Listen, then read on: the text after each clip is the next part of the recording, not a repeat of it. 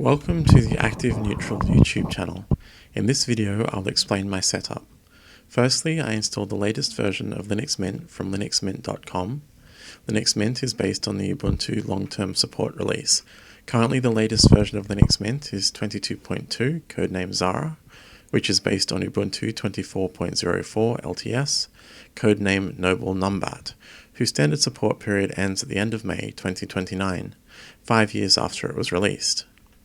I already had a live USB with an older version of Linux Mint on it, and I used that to download and copy the latest Linux Mint ISO to the USB disk and configure the Grub bootloader on the USB disk to boot it. Then I used the latest Linux Mint from the USB disk, which had the gparted app already installed, to repartition the computer's hard disk, and then used the Linux Mint installer to install the latest Linux Mint onto it.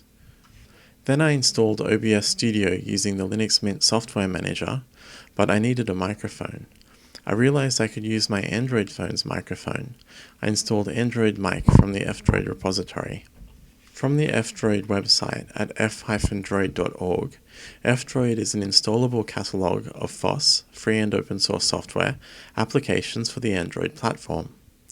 I tried using Android Mic with UDP transport to forward the phone's microphone audio to the computer, and tried both Netcat and SOCAT to forward it to a named pipe, and configured a Pipewire source which used that named pipe.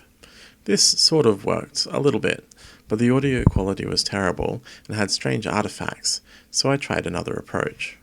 There is an app that uses the Android debug bridge to forward the phone screen and audio to the computer. You can select whether you want to connect the playback audio or the microphone audio. The app can even control the phone from the computer. It's called SCRCPY for screen copy. I installed the version in the Linux Mint software manager, but it had a critical bug which made it unusable. So I downloaded the latest source from its GitHub repository and built it.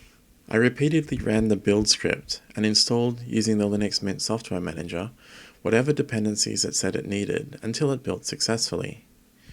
I used ADB, which was already installed as a dependency of the version of screen copy which didn't work, to pair and connect to the Android debug bridge on my phone.